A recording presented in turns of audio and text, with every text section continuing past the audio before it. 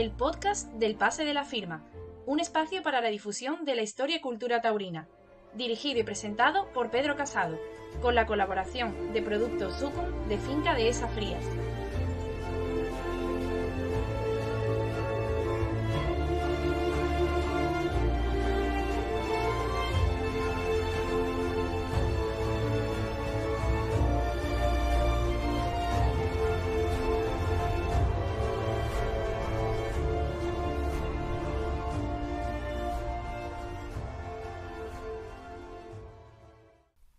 Muy buenas a todos y bienvenidos al podcast del Pase de la Firma, tu espacio para escuchar y aprender sobre historia taurina y todo lo que conlleva. Tras un pequeño parón, que espero que sea el último y podamos ya tener los programas a su debido tiempo, volvemos con un nuevo capítulo para seguir divulgando anécdotas, curiosidades y pasajes históricos de nuestra querida llamada tauromaquia. A los que escuchasteis el primer programa, ya sabréis que podéis encontrar este programa en las principales plataformas habilitadas para ello: iVoox, Spotify, Apple Podcast y YouTube, y que próximamente se habilitará un espacio en Patreon por si queréis apoyar este proyecto y que tenga continuidad en el tiempo. Agradecer también a nuestro patrocinador, Productos Sucum de Finca Dehesas Frías, su apoyo, pues sin ellos no sería posible la grabación de este programa. Un breve recordatorio antes de empezar. Si os gusta el contenido, os pido que os suscribáis en las diferentes plataformas, deis like a los programas y dejéis vuestros comentarios. Así puedo saber vuestras impresiones para mejorar o tratar otros puntos. Decir también que podéis encontrarme en las principales redes sociales, en Instagram y Facebook bajo el seudónimo del Pase de la Firma y en Twitter con mi perfil personal, @casadomartin. Que también podéis leerme en mi blog El Pase de la Firma, en la web de información taurina Toreteate y en las emisiones en streaming de Liga Toros. Y que si queréis escucharme hablar en un podcast de actualidad taurina, ese es el Chiringuito de Pitones.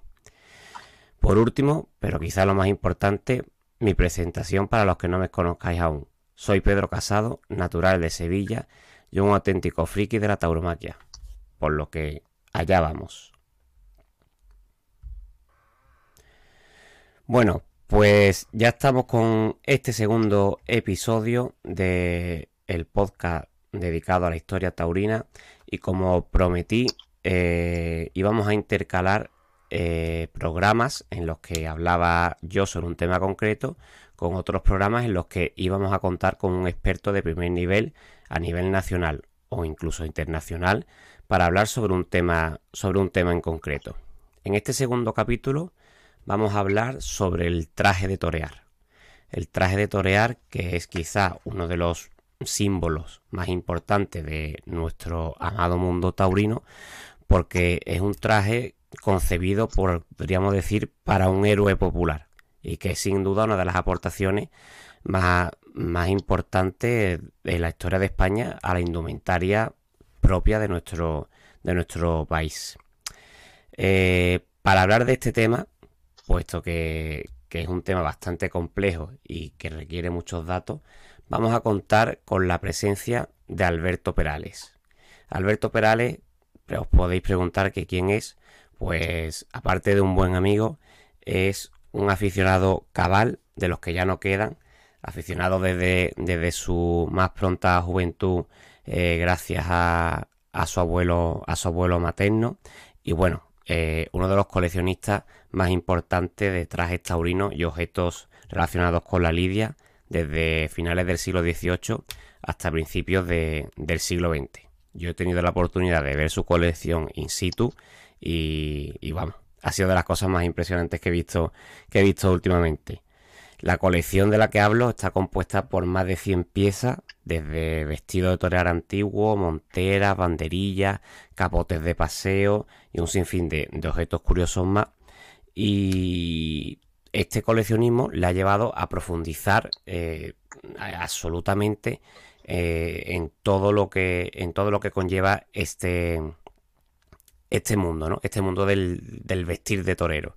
Un amante de las suertes antiguas, de todo lo que conlleva esa época, y tras reunir una valiosísima colección de piezas, pues yo creo que es una de las voces más autorizadas para hablar de la evolución y de este traje toreal. Así que sin más dilación, pasamos ya a presentar a nuestro protagonista.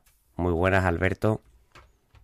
¿Qué tal, Pedro? Muy buenas. Muchas gracias por la introducción y por tus palabras. Y oye, yo pues encantado de recibirte aquí en casa cuando estuviste viendo la colección y bueno, yo creo que echamos un buen rato, la verdad. Hablando de lo que nos gusta, hablando de toros, de la historia, etcétera, etcétera, ¿verdad? Pues la verdad Bueno, pues que sí, que estuvimos sí, estupendamente. sí, señor.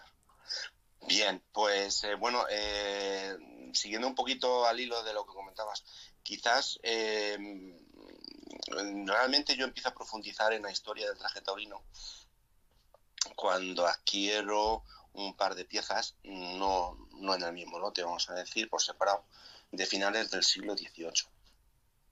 Entonces ahí es cuando ya empiezo a preguntarme de dónde viene esto, cómo se gesta lo que es el traje de torear, ¿no? El traje de torero.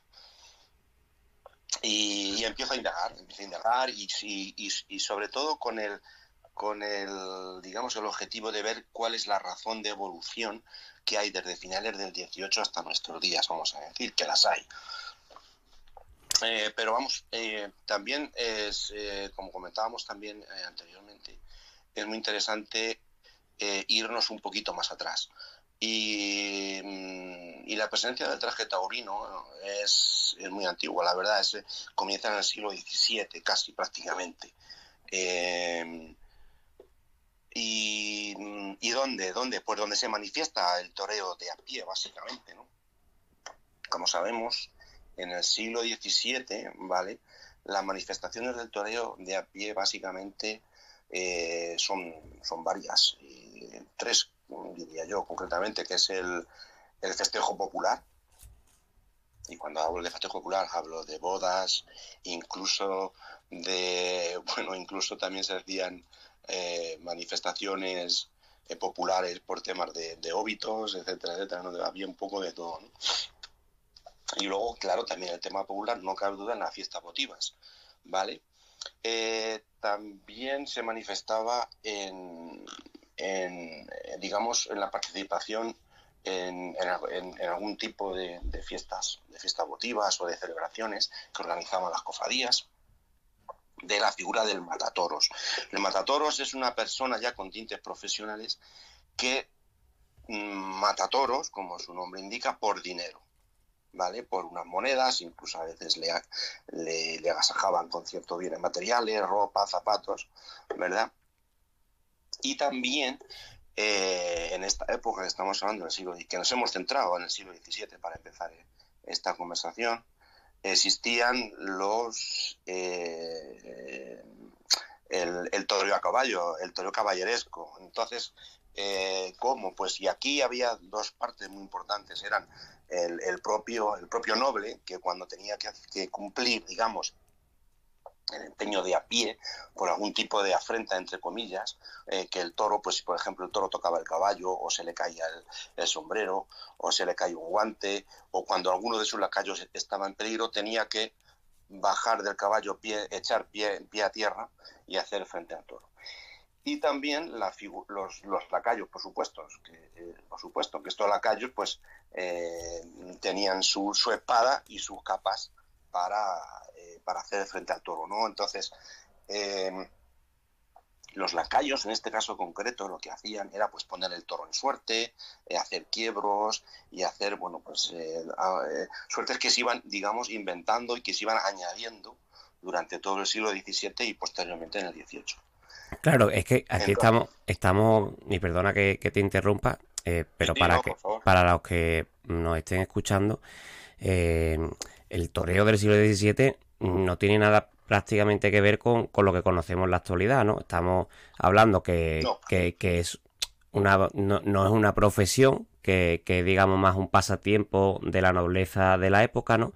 Y que los que tenían verdaderamente importancia eran esos nobles que iban a caballo, ¿no? Que los que ejecutaban esa suerte que comenta a pie no eran más que los vasallos de esos señores y que bueno, que en este caso de la vestimenta era una vestimenta más normal y quizá la que era más rica en ese momento pues era la del propio caballero, pero no sé si, y te lo pregunto ya directamente, no sé si existía alguna diferencia entre la ropa del caballero de diario o para ir a las batallas o para ir a las fiestas o tal, con las que se ponían exactamente para torear.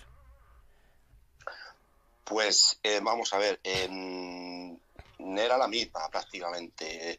A ver, ten en cuenta que para esas funciones lo que hacían era vestirse de lujo y con todo el lujo posible y con todo el boato. Entonces, para la indumentaria del caballero, los nobles, la nobleza, esto ya lo impuso Felipe II, era el color negro. Entonces, los caballeros en esta época, todos los que a lo largo de los años que han toreado a caballo, iban de color, eran de color rigurosamente negro. ¿Por qué? Porque el color negro se descubrió cuando hablamos de Felipe II, se descubrió lo que se llama el palo de Campeche, que es un tinte natural que, digamos, conservaba muy bien el color negro, porque habitualmente el color negro con los tintes que se utilizaban normalmente se acababan decolorando, etcétera, etcétera. Y esta fuente natural, digamos, el palo de Campeche, que es un árbol, pues la verdad que empezó a cotizarse mucho. Entonces empezó a cotizarse mucho y se empezó a comercializar. Entonces, en la corte, bueno, pues me imagino que también tendrían parte de ese beneficio, ¿no?, de esa comercialización. Y entonces, pues, pusieron de moda, vamos a decir, el negro en la nobleza y en las cortes, que eso se extendió a las cortes europeas también. Entonces, los nobles, siguiendo esa moda, que se llama la moda española, iban vestidos de riguroso negro. Como digo también, durante los festejos taurinos, a los que se usaba pues la suerte de la lanzada, la suerte del rejón, etcétera, etcétera. Y los lacayos, y ya empezamos a ver, entonces, los lacayos, ¿cómo vestían? Vamos a ver, entonces, el noble mostraba su poderío y su señorío cuanto más lacayos tenía a su alrededor y mejores vestidos iban, ¿vale? Estos lacayos. Entonces, ¿cómo los vestían? Los vestían con los colores de su propio escudo, ¿vale? Y en lo que y la indumentaria, ese conjunto se llama librea, ¿vale? Y esas libreas, como te digo, pues pues eso, podían ser de terciopelo, de seda, y los colores de lo que es del propio escudo del noble que iba a caballo. Entonces, Alberto, También, podríamos considerar ese traje de librea como el primerizo traje de torear o el origen, aunque después fuera evolucionando, pero por tener una referencia en la línea temporal, ¿no? Es decir, la primera vestimenta propiamente dicha del toreo a pie es esas libreas que los señores proporcionaban a sus vasallos. bueno, ¿Podríamos afirmarlo? pues, pudiera ser como a nivel, no sé cómo llamarlo, no en un plano material, aunque ya se habla en algunas referencias escritas, ¿vale? Que, por ejemplo, en la visita de los príncipes de Gales en Madrid en 1623, ¿vale?, donde se ofrece al séquito inglés, bueno, pues un espectáculo taurino donde estos lacayos ya iban vestidos, leo textualmente, con costosas guarniciones de oro y de plata. Entonces ya se va viendo cómo al lacayo se le intenta vestir con el máximo lujo, ¿no? ¿Por qué? Porque eso mostraba la importancia del caballero que iba en su caballo, valga la redundancia, ¿verdad? Entonces, también hay otros apuntes, en 1620, por ejemplo, en Sevilla, ¿vale?, donde ya se habla de pasamanería de plata que vestían estos lacayos, ¿vale?, con telas rojas y bueno, pues y con pasamanería de plata, como digo. Entonces, esto, que esa pasamanería, que ese tipo de adornos fuesen los que luego guardan una relación de evolución, yo creo que no, sinceramente, pero sí que ya se ve que, digamos, que durante estas funciones, a los actuantes se les intenta vestir con todo lujo y con todo vato, que eso luego se va a seguir manteniendo, ¿verdad? En los años y los siglos posteriores. Pues sí, la verdad. ¿Vale? Y bueno, Entonces, yo creo que sí, efectivamente aquí empieza un poco, digamos, a tomarse conciencia del traje de torear de a pie. Vale, esto es en lo que respecta a las funciones de tipo caballeresco, vamos a decir, donde, como digo, el noble, pues bien, porque eran estos festejos estaban organizados por el propio rey, o por cofradías o por otro tipo de instituciones, ¿no? Entonces, para celebrar, bueno, pues algún acontecimiento, digamos, importante, ¿no? Pues el nacimiento de un infante, incluso cumpleaños, bodas reales, etcétera, etcétera, ¿no? Pero, como comenté antes, también existía la figura del matatoros. El matatoros, como digo, pues es alguien que viene, digamos, pues del pueblo llano, vamos a decir, y que por unas monedas, pues tiene cierta habilidad, evidentemente, donde eran, por cierto, muy afamados los matatoros navarros y los aragoneses. Entonces, y estos eran bastante cotizados. Entonces, como digo, ¿y estos cómo se vestían, cómo se distinguían? Pues nuevamente quien organizaba, puede ser un ayuntamiento, una cofradía, que organizaba ese espectáculo taurino, vamos a decir, les daba una banda que se la ponían por encima de su ropa habitual, ¿vale? Vamos a decir así, su ropa de calle. Luego esa banda le hacía, les hacía derecho, pues, a esa remuneración cuando iban a intercambiarla, vamos a decir. Y todo cualquier tipo de vestimenta o de aditamento, digamos, se lo suministraba vamos a decir, la empresa, entre comillas, sí, o la la institución organización de... organizadora. Entonces estos se llamaban toreros de banda y también fueron, como decía antes, de hecho, incluso ya había toreros que tenían su nombre y su renombre y su, ¿cómo decirte? Había un elenco, ¿no? de estos toreros, ¿no? Sí, sí, Pero qué de importante ahí, pues, sería rescatar esos nombres, porque parece que detrás de Pedro Romero y Pepeillo prácticamente se desconoce por el gran público esos toreros bueno, que como bien comenta, ya existían y ya bueno, cobraban cierta importancia, ¿no? pues mira, pues me viene muy bien este comentario tuyo, porque en un libro que se titula de Otra historia de la tauromaquia, ¿vale? Por Beatriz Vado Rey, de hecho cita y lista una serie de toreadores de a pie de ya esa época. Concretamente en el año 1659, ¿vale? En varias corridas que se celebraron en Madrid, ¿vale? Por motivos de las fiestas de San Isidro, San Juan y Santana, fiestas votivas. Y fíjate, aquí viene los gastos de las fiestas, ¿vale? En que se incurrieron, ¿no? Precisamente para vestir en los trabajos de estos matadores, incluso lo que cobraban. Entonces, por ejemplo, pues por ejemplo aquí habla de Mateo Blanco, de Sebastián de la Cruz, de A. Mateo, Antonio Quintana, Jacinto González, Baltasar de Pardo, o sea, lista una serie de toreadores, que lo llama aquí, que estos eran de a pie, o sea, estos toreadores eran lidiadores de a pie, donde en esas celebraciones, vamos a decirlo así, no existía la figura del caballero. Interesante. Con lo cual, pues oye, la verdad que, bueno, lo que te he comentado del libro este es pues de Beatriz Vado Rey, es un libro pues muy, muy interesante y muy recomendable, la verdad, para cualquier aficionado, sinceramente. Entonces, en el siglo XVII, ya, como ves, bueno, luego la indumentaria del siglo XVII, pues era el jubón, que el jubón, digamos que es, bueno, pues la verdad que duró bastante tiempo.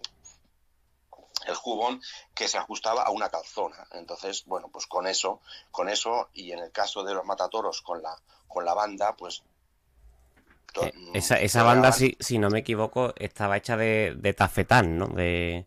tafetán. Sí, el tafetán hace referencia a dos términos. El tafetán puede ser el ligamento entre las fibras, ¿vale? Cuando que hace una especie de, como decirte, encuadrado, una fibra pasa por debajo de otra, es un cuadrado, ¿vale?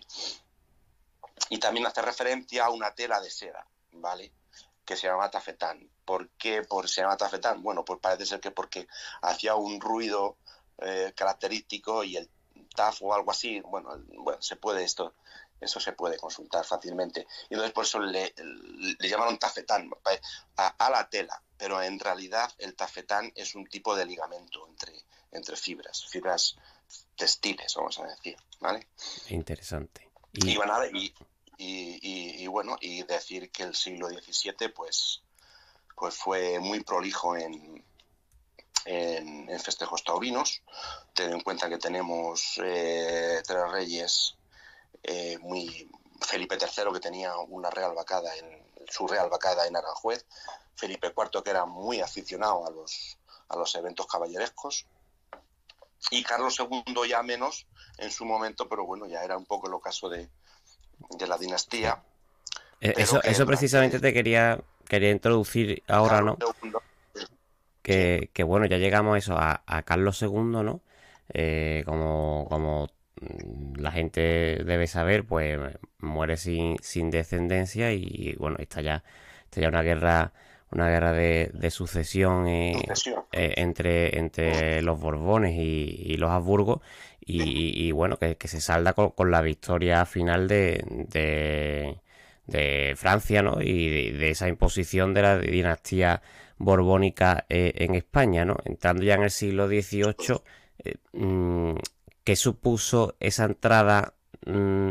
Porque en todos los aspectos de la España del momento se impuso la moda francesa, ¿no? Entonces, y en la vestimenta fue quizá uno de los aspectos en los que más se vio esa imposición, ¿no? Entonces, ¿qué supone esa llegada de Felipe d'Anjou al trono español y bueno, cuál fue esa imposición en la vestimenta en general y en concreto en estos primerizos toreros?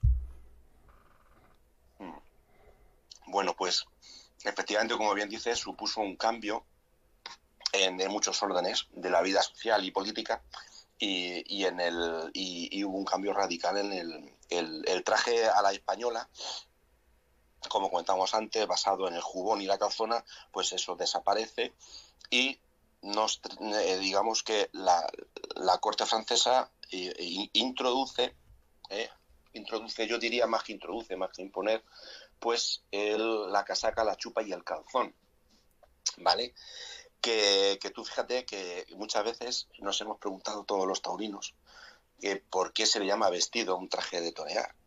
Y viene precisamente de aquí, un conjunto de tres prendas que forman pues un conjunto, valga la redundancia, se llama vestido, tanto para el hombre como para la mujer, tanto en la vestimenta femenina como masculina. Entonces, casaca, chupa y calzón es lo que ese conjunto de tres es un vestido.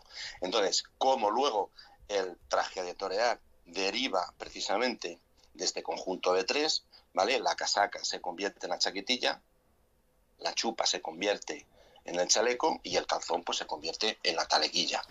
Y hemos dado un buen salto en el tiempo. Pero esto un poco para explicar, porque yo, bueno, tuve bastante tiempo la duda de por qué se llamaba vestido al traje de torear. Y aquí, bueno, pues yo he escuchado de todas las versiones y yo creo que esta es la más plausible, ¿no? Porque si tú te vas al diccionario de autoridades de 1726, creo recordar, ¿vale? Perdón, 1737, una edición que tengo, bueno, que se puede consultar, 1737. Si, bueno, pues tú buscas la palabra vestido y precisamente aparece esa acepción, conjunto de 3 piezas. Y yo creo que, sinceramente, cualquier otra, como decirte, otra teoría, vamos a decir, pues bueno, pues puede ser también válida, ¿no? De por qué se llama vestido. Pero yo creo que esta es técnicamente, para mí, la más aceptable. Tiene todo el sentido, vamos. Y bueno, además de estas 3 prendas, también se introduce algo que bueno, que en la monarquía hispánica de la Casa de Habsburgo, quizás, como has comentado antes, que el negro era el color más característico, con la llegada de esta moda francesa también se introduce un poco los colores, ¿no? Los colores en la vestimenta, que también podríamos hilarlo un poco con esos colores tan bonitos que tienen en la actualidad los trajes de luces, ¿no? Correcto. Aunque ya vimos en el siglo XVII también esos lacayos se vestían con colores bastante vistosos y bastante... pero bueno, efectivamente, por supuesto, cuando llegan la moda francesa a España, evidentemente ya se desecha, por decirlo así, el color negro y bueno, y de repente, pues bueno, pues empieza, digamos, hay más colorido, y no solo el colorido, sino también las casacas vienen adornadas, ¿vale? Con bolsillos de tapa, por ejemplo, tienen aplicaciones de lentejuelas, también galones, espejuelos, un poco todo eso que luego vamos a ver en el traje de torear, incluso ya en el actual. O sea que aquí ya ves que ya empezamos a tener razones, yo lo llamo así, en razones de evolución. Ya hay elementos que dan una razón de evolución, ¿vale? Entonces, en esto que estamos hablando. Evidentemente, con la distancia, porque, a ver, la casaca se tiene que convertir en chaquetilla, no cabe duda, porque la casaca es larga, es como una especie de 3/4. Entonces, se tiene que convertir en chaquetilla para ganar movilidad delante de la cara del toro. La chupa que iba debajo de la casaca se convierte en chaleco, también por motivos de comodidad, y bueno, y la calzona pues prácticamente que queda ahí, y bueno, pues a la altura de casi de la rodilla, más o menos, a veces por debajo, a veces por encima, pero bueno. Entonces ese es un poco digamos lo que es el origen ya de lo que ya empieza a conformarse o digamos la base principal del traje de torear, que ya a partir de ahí va evolucionando con esa razón que comentaba antes, va evolucionando hasta nuestros días prácticamente. Pues entonces, sí. Ya, sí, dime, Pedro. No, nada, no te quiero interrumpir. No, lo que quería comentar, una de las primeras referencias que hay descritas, si estamos ya en el 18, en el siglo XVIII, del traje de torear, el traje de los lidiadores, aparece en un epítome de la portentosa vida y milagros de la Virgen y Santa Tecla. Y entonces, sí, bueno, pues esto es en Burgos, y donde pues hubo unas fiestas, evidentemente, porque se le cambia de capilla a la imagen de Santa Tecla en su nueva capilla, digamos, y por eso, pues fíjate, se hace un evento taurino, ¿no?, para celebrar esto. Bueno, pues entonces, pues y habla de los lidiadores en este epítome. Entonces, y los describe como con chupas de faldillas cortas, guarnecidas de galones de oro, ¿vale?, con calzones en color azul y encarnado. Entonces, pues, estamos hablando ya del 1737, donde se describe. Hemos podido escuchar la palabra chupas, o sea, que es, digamos, de la moda francesa. Las faldillas cortas, como decía antes, la casaca que son 3/4 y tiene que acortarse. Entonces, vemos ya como esa moda francesa está influyendo en el vestir. En general, incluso si nos vamos a siglos, incluso hasta el siglo XIII, que he encontrado referencias, los toreros, que también en el siglo XIII había matatoros, ya hay alguna referencia, en general vestían cómo se vestía en la calle, pero digamos de una manera más lujosa, cómo vestían en su día a día, vamos a decir, pero de forma lujosa. Entonces, pues bueno, me parecía interesante porque esta es una de las primeras referencias que he podido encontrar y me ha parecido interesante rescatarla, ¿verdad?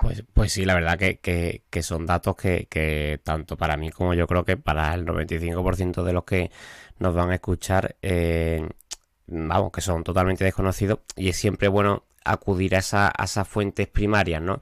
Que muchas veces muchos historiadores o muchos expertos en algún tema se basan más que en esa fuente, en lo que ellos pueden pensar, y al final lleva a posibles errores, ¿no? Entonces es importante acudir a esa fuente que tú bien has buscado y tal. Vamos a hacer una pequeña pausa, ¿vale? Para un pequeño corte publicitario y ahora volvemos. ¿Aún no has probado Sucum? Productos de calidad elaborados en Finca Dehesa Frías, en Sevilla. Prueba el aceite monovarietal y nuestro queso curado. Disfruta de la crema de queso y de la auténtica sobrasada de oca. O déjate seducir por el paté de hígado de oca y la mermelada artesana. Productos Sucum, un paraíso de sabores. Haz tu pedido en fincadehesafrías.com. Bueno, pues después de esta pausa volvemos con nuestro invitado, con Alberto Perales, y bueno, después de contarnos ese dato tan interesante de Santa Tecla, yo quería ya dar un pequeño paso más en el tiempo y bueno, acudir ya digamos a esos grabados, ¿no? Que quizás sea una de las representaciones más famosas que existen de la tauromaquia de Goya, ¿no? Cómo se pasa de ese traje, podríamos decir que se españoliza un poco la moda francesa con el traje que ha pasado popularmente a conocerse como el traje de majo, y podríamos considerar ese traje de majo ya en la segunda mitad del 18 como el origen verdadero o más fidedigno de lo que después se convirtió en el traje de luces. Cuéntanos un poco esa evolución. Bueno, quizás antes, Pedro. Bueno, hay que hacer un poquito, un pelín antes que esto, me gustaría hacer una referencia, porque, bueno, quizás esto también es muy conocido, digamos, entre los aficionados taurinos. Siempre se ha oído hablar en muchas ocasiones del famoso calzón y coleto de ante, ¿vale? De Francisco Romero, que esto es lo escribió Nicolás Fernández de Moratín, ¿vale? En una de sus cartas. Entonces, a la indumentaria de este tipo, con este material de ante, de cuero, también se hablaba de una hebilla, una hebilla grande en el cinto y tal. Y hay varias referencias a esto, ¿verdad? No solo esta de Moratín, sí que hay más también de la Plaza de Toros de Madrid en el siglo XVIII. Lo único que esto, digamos, que sería, ¿cómo decirte? Pues un paréntesis en lo que sería en el origen del traje de torear, vamos a decir, o cuando ya se empieza a consolidar un traje de torear. Yo, por lo que he visto, aún así, sigue como en su origen, a finales del siglo XVIII, hay como varias líneas a la hora de vestir al torero de a pie, ¿vale? Y una de ellas puede ser esta que estamos hablando, ¿no? Con coleto de ante, pero que esto sí existió en su momento, y bueno, y aunque he encontrado como 3 referencias, pues habrá que darlo por bueno, pero esto duró muy poco. Entonces, y esta línea enseguida se abandonó. Entonces yo me imagino que esto sí que a muchos, a mí siempre me ha sonado porque empezaban a torear con un calzón y coleto de ante. Y bueno, esto creo que, bueno, pues es por lo menos mencionarlo, sí, interesante mencionarlo, ¿vale? Vale, y luego, vamos a ver, sí que yo he podido comprobar, como decía, hay varias líneas, ¿no? A la hora de poner en escena, digamos, en el toreo, en la línea de a pie, hay varias escenas, hay varias, digamos, puestas en escena. Una es un poco más sobria, ¿vale? Con pasamanerías de plata, por ejemplo, pero una indumentaria muy sobria. Seguimos con la chaquetilla corta, ¿vale? Seguimos con la calzona, seguimos con alguna aplicación de lentejuelas, pero muy sobrio. Y luego otra, que es la que ya entramos en el tema de los majos, ¿vale? Que esa ya es algo como más recargada, bueno, pues más barroca también, por qué no decirlo. Y es un efecto esto muy curioso, ¿no? Lo que sería la figura del majo, ¿no? El majo, pues es un carácter desenfadado de gente que vive en los arrabales de las ciudades, de donde, fíjate, que toma esa moda francesa, ¿vale? La hace propia y la modifica. Y a su vez, por ese carácter quizás lúdico, desenfadado, y la nobleza, de hecho, también toma parte de ese carácter y acaba vistiendo como los majos. De hecho, ahí hay cuadros de Goya donde perfectamente se ve muy claramente personajes de la corte y la nobleza vistiendo a lo majo, vamos a decir, ¿vale?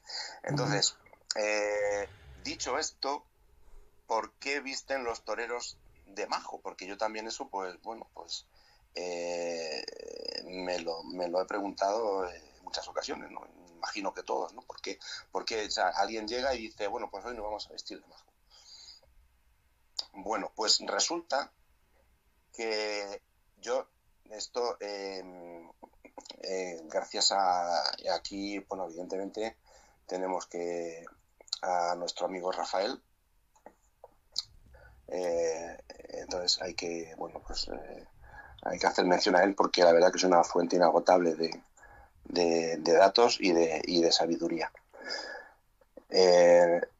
Rafael Bonet, me refiero, Rafael Pérez Bonet. Entonces, vamos a hay varias anotaciones de la Plaza de Toros de Madrid en el año 1789 y otro 1788, ¿vale? Donde ya, fíjate que es una cosa muy, muy curiosa, donde dice que hay una corrida de novillos, ¿vale? Envolados, ¿vale? De la vacada de don Fernando Segura, vecino de Colmenar Viejo, ¿vale? Y entonces donde se ofrecen con dos aficionados, ¿vale? Salir vestidos con trajes de majo y de maja a picar, los dos primeros, y retirados estos, se situará frente al toril una silla de brazos, poniéndose, bueno, esto no tiene mucho que ver con el tema, pero sí, pero son datos interesantes que sirven para hilvanar todo. Claro, entonces fíjate que habla de trajes de majo y maja a picar. Eso es en el 89. Y luego, en el 88, ¿vale? Un año antes, resulta que también hay dos personas, un tal Pedro de Ortega y un tal Mariano Aguilar, vecinos de Madrid, que se ofrecen salir vestidos, uno de majo y otro de maja, a picar el tercer novillo, ¿vale? Y que luego, bueno, pues banderillarán la cuadrilla de a pie, etcétera, etcétera, ¿no? Entonces, esto a mí me hizo mucho que pensar y que lucubrar, ¿verdad? A ver, o sea, porque bueno, es como la parte menos seria de un evento taurino, ¿verdad? Donde salen vestidos de majos y de majas, o sea, es curioso. Entonces, y tú fíjate que, como te decía, ¿no? Pues oye, pues dándole vueltas a esto e investigando un poco, resulta que el traje de maja, y digo bien, tiene muchos elementos que son comparables a la pieza que tengo yo de torear de finales del siglo XVIII, ¿vale? Como son las hombreras, por ejemplo. Los trajes de majo no tienen hombreras, los de maja sí tienen hombreras. Concretamente hombreras con una especie de retícula, con bandas metálicas en plata, por ejemplo, y luego la existencia de aldetas que son unas faldillas cortas por la parte trasera, y todo eso aparece. Y luego aplicaciones de tipo, vamos a decir, de parecidos a los machos, caireles también tienen en las mangas, en las propias sombreras. Entonces, pues yo, ¿qué quieres que te diga? O sea, yo veo aquí una muy fácil comparación de los, digamos,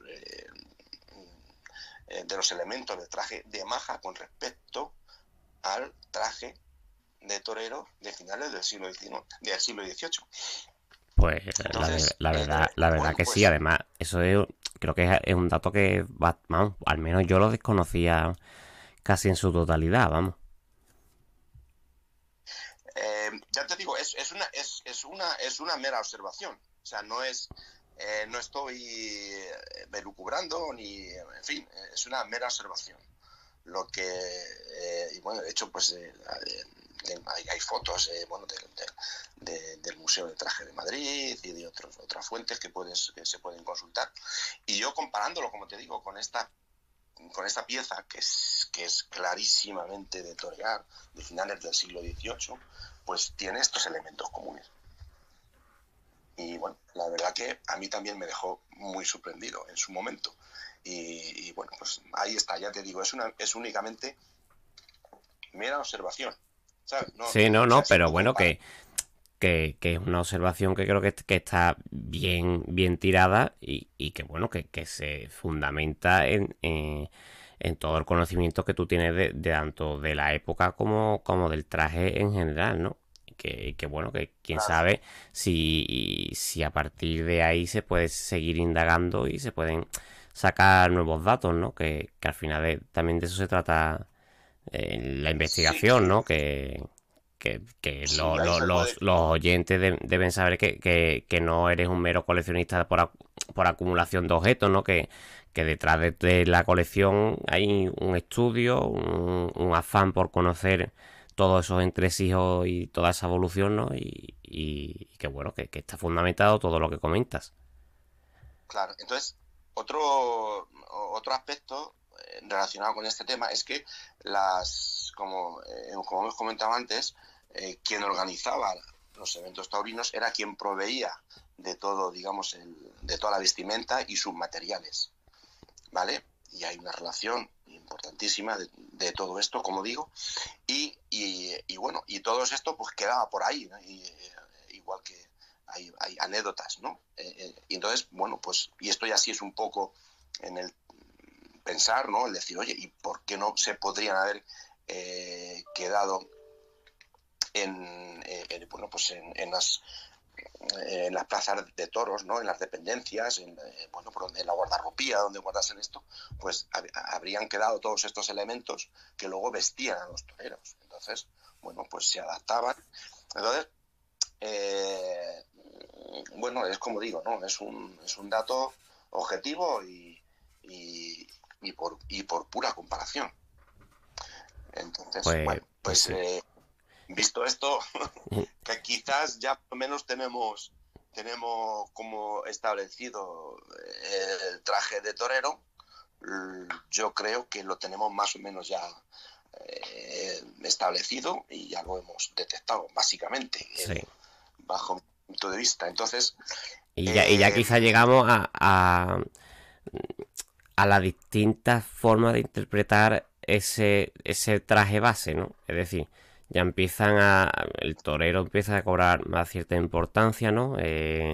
Los nobles se acercan más eso al es. pueblo, esos vasallos, esos primerizos matatoros empiezan a cobrar importancia y ya empiezan verdaderamente a salir nombres que son, bueno, los que crearon las primeras tauromaquias, los que crearon quizás esa escuela de Sevilla y Ronda, ¿no? Y bueno, como incluso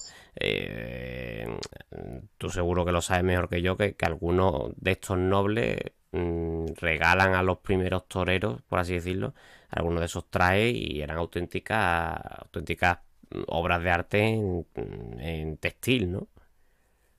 Claro. Claro, entonces aquí efectivamente, como tú bien has dicho, no la nobleza francesa aporta todo lo que hemos comentado antes, pero también aporta un dato, vamos, no sé si positivo o negativo al final, en el balance global del transcurso de la historia, pero Felipe V no tiene ningún interés por las celebraciones de tipo caballeresco taurina, ¿no? Que era lo que bueno, lo que se prodigaba, ¿no? A finales ya del siglo XVII y principios del XVIII. O sea, entonces, él no tiene ningún interés. Entonces, ¿qué es lo que ocurre? Pero, sin embargo, el pueblo, digamos, en el pueblo, porque todos estos espectáculos, digamos que en su momento asistían tanto la nobleza, incluso hasta la curia, y por supuesto, el estamento popular, ¿vale? Pero entonces, donde realmente cala todo esto es el estamento popular. Entonces, aunque la nobleza, digamos, no es que a ver, la nobleza sigue existiendo, ¿vale? De hecho, la duquesa de Osuna, que sí, bueno, era amiga de Pepeillo, etcétera, etcétera, ¿no? O sea que no Ahí es que hay la un traje, ¿no? Que he leído yo en algún sitio que le regaló la propia duquesa a Pepeillo, que por lo visto era... Sí, eso es. Eso es. Entonces, lo que sí es cierto es que, claro, si el rey no organiza, porque era, digamos, muchas de estas celebraciones partían de la propia Casa Real. Si el rey no organiza, pues los nobles no participan. Pero sí que queda todo eso, digamos, queda de alguna manera muy profunda en el tema popular y, por supuesto, en la nobleza que sigue asistiendo a los toros, de hecho. Y entonces ahí es cuando ya hay varias teorías un poco, ¿no? De cuál es el torero de a pie, o sea, cuál es el torero con tal y como, bueno, pues lo conocemos hoy, digamos, la corrida moderna, vamos a decir, el torero de a pie, cómo llega, ¿no? Porque también están los mataderos, están la parte de a pie de las corridas caballerescas, los lacayos, como hemos dicho antes, y también, pues, el tema de los matatoros. Entonces, también se piensa que hay una participación muy importante de la gente que trabajaba en los mataderos y donde allí realmente también se probaba la bravura de los toros. Entonces, bueno, pues como digo, esos lacayos parece ser lo más plausible, lo más probable es que fuesen los propios lacayos, porque son los que están más acostumbrados, digamos, a lidiar con el toro. De hecho, como hemos dicho antes, iban con guarnecidos, por decirlo así, con sus capas y sus espadas, porque si lo que hacían era, pues, en rematar al toro en caso de que el caballero, pues, no hubiese. Entonces ellos, y además, como también comentamos antes, ponían en suerte, quebraban, etcétera, etcétera, estaban como muy avezados. Entonces, aquí lo fundamental ya es la retirada del caballero, ¿vale? Y la entrada de otro caballero que ya no es noble, pero es con la vara de detener, ¿vale? Porque efectivamente se seguían haciendo corridas de toros, ¿vale? Pero se necesitaba sí o sí, digamos, la presencia de un caballo con algún elemento para parar el toro, tal y casi como lo conocemos hoy, ¿vale? O sea que ya todo bien. Entonces, esa aparición que paulatinamente va haciendo el caballero con la vara de detener es fundamental. ¿Por qué? Pues porque digamos que está, digamos, apoyando al de abajo. Ya cambia un poco los papeles, ¿no? Entonces, al de a pie me refiero. Entonces, bueno, ahí hay otro apunte bastante importante, que bueno, que es el de Costillares, que es el que reclama a la maestranza de Sevilla, ¿vale? Vestir igual que los de a caballo, pero ya como digo, ya no son los nobles, son los que vamos a llamar picadores, vamos a decir, ¿vale? Con términos actuales. Entonces, como ves, se seguía manteniendo un cierto nivel de jerarquía basado en el caballo. Y entonces Costillar dice, no, nosotros aquí somos lo que realmente al final Nos pues, jugamos la vida, ¿no? y la parte importante de esto, y queremos el mismo tratamiento que los de a caballo, ¿vale? Entonces, bueno, pues ahí es donde ese apunte, que es un poco anacrónico ahí, ¿no? Bueno, pues está Bueno, sí, pero es importante saberlo. A partir de esta época, ¿no? Ya de la segunda mitad, ya finales del siglo XVIII, principios del XIX, también hay un cambio que creo que también se ve reflejado en la forma de vestir, que es que los toreros empiezan a ganar más dinero, ¿no? Los honorarios aumentan sustancialmente. Hay alguna crónica que, bueno, que decían que las espadas, primeros espadas llegaban a cobrar unos 3.000 reales, e incluso he leído yo en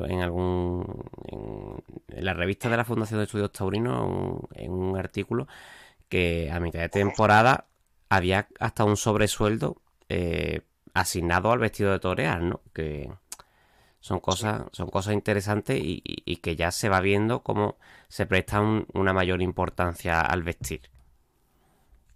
Correcto. Luego, luego ya nos entramos ya en el siglo XIX a principios, ¿verdad? Y ahí ya donde, bueno, donde la aportación de Paquiro, pues parece, y digo parece porque sinceramente no he conseguido ningún dato, como decía antes, objetivo, pero bueno, es muy aceptado que Paquiro le da, bueno, pues otra más importancia al traje, aunque al traje torear. Lo que sí es cierto es que se le atribuyen cosas que aporta al traje de torear que ya estaban antes. Por ejemplo, el uso de machos, pues como lo conocemos ahora, en su momento desconozco cómo se llamarían, borlas, eso ya estaban antes. De hecho, en la pieza esta que estamos comentando, que tengo en mi colección de finales del siglo XVIII, ya tiene caireles, tiene alamares, o machos, o sea, ya tiene ya una composición bastante definida, que bueno, en muchos escritos se le atribuye a Francisco Montepaquiro. Entonces yo, bueno, pues ahí lo dejo también, ¿no? Como, digamos, un poco como comparación con la realidad, ¿no? Sí, es que, bueno, a Paquiro, y ya si quieren entramos de lleno a hablar sobre él, está considerado como el padre del traje de torear actual, ¿no? En su obra de la tauromaquia completa de 1836 define tanto las bases de lo que es la lidia que se debe ejecutar en el futuro, como del traje de luces, ¿no?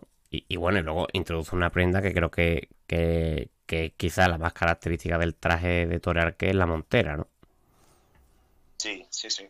Yo, es como te digo, me gusta ser riguroso con todas estas cosas, y cuando encuentro algo, pues bueno, pues tomo nota, y cuando no lo encuentro, pues evidentemente, pues entonces ahí para mí, con el tema de Francisco Montes, entramos un poco en el terreno de la especulación. No sé, porque como te digo, se ha escrito mucho, pero yo todavía no he visto ningún documento, digamos, fehaciente que lo acredite, vamos a decir. Y te digo con la montera, ¿no? Ya hay grabados algo más o menos coetáneos con Paquiro, e incluso te diría un poquito antes, donde ya se ven monteras, ¿sabes? Entonces, o se aprecian monteras, porque estamos hablando de grabados, de cuadros, a veces bueno, representados de aquella manera, ¿verdad? Y bueno, pero yo, como te digo, en ese sentido, sí que es cierto, porque creo recordar que sí, en su tauromaquia sí que lo expresa, pero en cuanto al tema del vestido de torero, yo sinceramente no he encontrado nada. Bueno, y que no, entonces puede que sí y puede que no, bajo mi punto de vista, Sí, bueno, que bajo mi... son especulaciones y al final eso, si no hay un documento que lo corrobore, más allá de esa tauromaquia completa, que al final puede ser una fuente en la que recogió lo que ya existía por escrito, ¿no? Que eso no quiere decir que fuera él verdaderamente el padre de este asunto, pero bueno, tradicionalmente por la historiografía taurina. Sí, exactamente. A mí lo que me hizo dudar fue porque yo probablemente lo habría, por supuesto, dado como axioma, ¿no? Que no, algo que no necesita demostración, pero lo que me hizo dudar fue el tema de cuando se decía que se le atribuía la introducción de alamares o de los machos o de lentejuelas. Ya existía, pero existía tanto como a finales del siglo XVIII, o sea, no. Entonces digo, pues, ¿sabes? Ahí ya me empezó un poco a desconcertar un poco, bueno, pues eso que se habla. Entonces, para mí, bajo mi punto de vista y de lo que yo he podido avanzar y profundizar, estaríamos en el terreno de lo especulativo. Pero eso, como te digo, es mi sí, bueno, tu opinión como experto sobre el tema, que quizás sea una de las voces más acreditadas para hablar sobre ello. Si te parece, vamos a hacer una segunda pausa de unos pocos minutos para un corte publicitario, y cuando volvamos nos metemos ya de lleno en las prendas, ¿no? Como ya en el siglo XIX se van vislumbrando a la perfección ya esas prendas y esas partes del traje que se siguen conservando hoy día. Así que en unos minutitos volvemos. ¿Aún no has probado Sucum? Productos de calidad elaborados en Finca Dehesa Frías, en Sevilla. Prueba el aceite monovarietal y nuestro queso curado. Disfruta de la crema de queso y de la auténtica sobrasada de oca. O déjate seducir por el paté de hígado de oca y la mermelada artesana. Productos Sucum, un paraíso de sabores. Haz tu pedido en fincadehesafrías.com. Bueno, pues después de esta pequeña pausa, como decía, vamos a meternos, si te parece, Alberto, ya a comentar. Hemos hablado ya un poco de la montera, pero bueno, quiero que me expliques un poco, o explique especialmente a los que vayan a escuchar el programa, cómo el siglo cómo el siglo XIX ya implementa todas esas características de los trajes que vemos en la actualidad, que efectivamente Sí. con varias modificaciones en la actualidad, pero bueno, ya por lo menos se implementa el traje de torero que todos tenemos en la cabeza. Sí. Vale, vamos a ver, como comentamos también antes, se sigue teniendo las tres piezas, ¿vale? De aquella que introdujeron en su momento la corte francesa, ¿vale? Las tres piezas se siguen, evidentemente, como decía, con sus transformaciones, etcétera, etcétera, por aquello de la movilidad, etcétera, etcétera. Se sigue manteniendo, por ejemplo, los bordados, se sigue manteniendo las lentejuelas, se sigue manteniendo los espejuelos, todo eso se sigue manteniendo, fíjate, desde finales o desde el siglo XVIII, desde que aparecen los Borbones.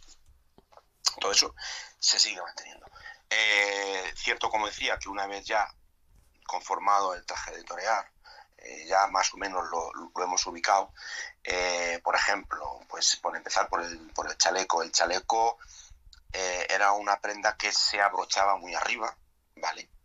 Porque, bueno, luego pues iría un pañuelo, una corbata, que también es una introducción de la moda mucho antes, en el siglo XVII, ¿vale? Y luego ya eso, el chaleco, por ejemplo, se va abriendo cada vez más,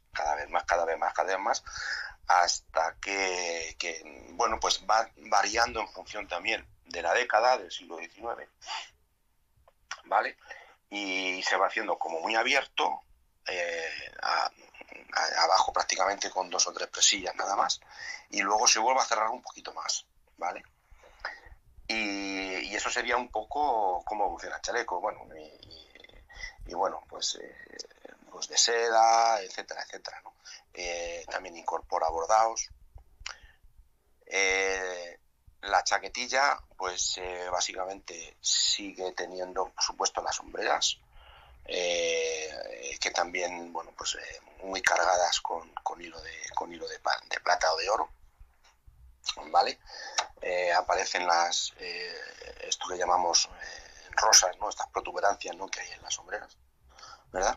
Al principio son bastante planas y luego ya van creciendo más, se van haciendo más, digamos, va creciendo hacia arriba, digamos, las 3 dimensiones se van haciendo todavía más ostensibles, ¿no?, de estos elementos decorativos que hay en las sombreras. Generalmente, como decía antes, eran más bajitas, más planitas, y luego van creciendo. Eso en cuanto a las sombreras. Luego, en cuanto a los bordados, pues curiosamente, y eso es un tema también abierto al estudio, en cuanto a los bordados, son formas florales. Entonces, bueno, pues esto da mucho que pensar, ¿no?, en cuanto a los primeros bordados, ¿no? Yo, si nos fijamos en bordados ya de hacia 1800, pues no lo sé, 60, 70 y por supuesto 80, y luego ya con las famosas piñas que se han repetido hasta la saciedad, pues todos son bordados florales, ¿no? Entonces, bueno, pues la verdad que da bastante que pensar de dónde viene eso, ¿no? Entonces, bueno, como te digo, es otro apartado de estudio para ya súper expertos, ¿no?, en ese tema. Y bueno, pues tenemos la chaquetilla muy abierta. El traje de Goyesco, digamos, es al frontal en línea quebrada, es decir, arriba más cerrado y se va abriendo según va bajando, ¿vale? Y las chaquetillas luego se van haciendo, esa apertura se va haciendo cada vez más ostensible y más recta. Luego se vuelven a cerrar a finales ya del siglo XIX. Eso en cuanto a la chaquetilla. Y bueno, y la aplicación de alamares, etcétera, etcétera, que como digo ya existían en las chaquetillas de finales del siglo XVIII, ¿vale? Y luego, pues nada, pues la calzona quizás la parte, bueno, pues sigue los mismos bordados que suele ser que la parte de la espalda de la chaquetilla, ¿verdad?, como hemos podido observar, y bueno, pues lo que llaman el punto de la taleguilla sobre el que se cose a su vez una especie de plancha que se ha bordado previamente, ¿no? Y bueno, y en cuanto a la evolución es un poco eso, ¿no? Es sobre todo lo que más sufre evolución quizás es la chaquetilla y el chale cuando hablamos del siglo XIX. La taleguilla pues más o menos viene siendo igual. Cierto es que la taleguilla hubo una época, vamos a decir, quizás a mediados del siglo XIX, que se abrochaba en vez de por delante, era por los laterales, ¿vale? O sea, entonces, digamos, luego ya, pues, bueno, digamos que no tenía bragueta, vamos a decir, y entonces se ajustaba por los laterales. Y luego, por supuesto, pues con los tirantes, ¿no? Pues como hasta ahora, vamos a decir. Y bueno, ese sería un poco más o menos. Luego lo que sería el fajín y el corbatín, pues eran muy anchos en aquella época, incluso en el siglo XVIII se ven grabados que el fajín va como un extremo va suelto y eso se va ajustando cada vez más, se van haciendo más estrechos, y el corbatín pues de la misma manera, ¿no? Pues también sí, un poco decir, una parte del traje de luces que bueno, la gente le chocó muchísimo cuando Morante quizás lo volvió a recuperar, que es el tema de las medias, ¿no? Cómo han evolucionado también el color, ¿no? Sí, el color, bueno, yo Gaona, yo creo que fue uno de los primeros que cambió creo, porque claro, esto como te digo, a veces son datos como muy puntuales, muy anacrónicos, y a veces puedes confundirte, ¿no? Pero Rodolfo Gaona es de lo más antiguo, por decirlo así, que empieza con el color rosa, que es el que conocemos todos ahora, ¿no? Pero vamos, yo creo que las blancas se estuvieron utilizando hasta los años 40 también, del siglo XX. O sea que las medias blancas tuvieron un recorrido posterior. Pero yo, vamos, de lo que, como te decía, Rodolfo Gaona, de los datos que tengo, fue quien ya usaba medias de color rosa, como las conocemos ahora, vamos. Sí, Son sí. piguillas, etcétera. Sí. Y otro dato que, bueno, que es un poquito anecdótico también, o bueno, que imagino que muchos lo sabréis, es el color de la pedrería o los espejuelos que llevan en las chaquetillas, ¿vale? Y por tanto en todo el traje, ese color, que suele ser, a veces es un verde, a veces es un azul, a veces es un negro, tiene que coincidir con el color del fajín y del corbatín, ¿vale? Entonces eso, bueno, si os fijáis muchas veces se ve que no coincide, y bueno, pues es un pequeño Son detalles que dato. desgraciadamente, y eso también te lo pregunto, ¿no? Antes como que se prestaba más atención a los detalles a la hora de vestir, ¿no? Es verdad que los toreros, o sea, no quiere decir que los de ahora no lo hagan, ¿no? Pero podríamos afirmar que el traje de torear ha evolucionado más a la comodidad, perdiendo algo de estética o de riqueza ornamental. Bueno, en algunos casos, pues sí, a ver, algunos bordados muy sencillos, ¿verdad? Y bueno, con hilos, bueno, pues que no son metálicos, bueno, pues sí, se puede, pero bueno, también hay auténticas maravillas por ahí, ¿no? Que son vestidos muy sencillos, y bueno, pues el Dominguín, vamos a decir, ¿no? Allá en el siglo XX, como conjuga perfectamente con sus trajes de diseño que, bueno, pues todos conocemos, ¿verdad? De Picasso, y luego pues son muy ligeros. Entonces lo combinan perfectamente, y esos vestidos son una auténtica maravilla, ¿no? Una obra de arte. Entonces, bueno, pues puede haber casos, como te digo, que sí, pero bueno, luego, bueno, todos hemos también cogido, bueno, hemos sopesado con nuestras manos, ¿no? Una chaquetilla actual, y oye, y pesa lo suyo, y moverse con eso debe ser muy complicado. Hombre, sí. Pero es verdad que cuando estuve yo en tu casa, por ejemplo, cogí una de esas antiguas, y es que eso es directamente... Que además, bueno, los toreros de esa época eran más menudos, ¿no? Y eso sí que pesaba, ¿eh? Sí. Pesan muchísimo. No, sí, la verdad que el peso que tenían que llevar era brutal, porque hubo una época que se cargaban mucho los trajes de torear, y también al principio del siglo XX, y bueno, eso pesaba horrores, eso es así. Y bueno, también sí, como tú dices, ¿no? Bueno, tenían su parte atlética también, ¿no? Para moverse. Pues Y sí. luego también el miedo que hace su parte, ¿no? Totalmente. Y ya por ir concluyendo, aunque seguro que esto nos va a dar para otro programa, quería que también, porque una de las piezas que más me sorprendieron cuando yo estuve en tu colección fueron los capotes de paseo, ¿no? ¿Cómo ha sido también la evolución de ese capote de paseo, y cuál es el origen, o el que tú piensas que puede ser el origen fehaciente? Pues la verdad que ahí también no tengo, sinceramente, y ahí no tengo ningún dato, digamos, ningún dato fehaciente, ¿no? Del que podamos echar mano, pero bueno, todo parece ser que eran de las capas, ¿no? También los nobles, si en muchas de las representaciones del siglo XVII, del toreo caballeresco, si damos también por bueno que digamos que hay una razón de evolución de aquella época, ¿vale? También se aprecia perfectamente cómo los caballeros, por supuesto, y algunos que están a pie, también llevaban unas capas colgadas, ¿vale?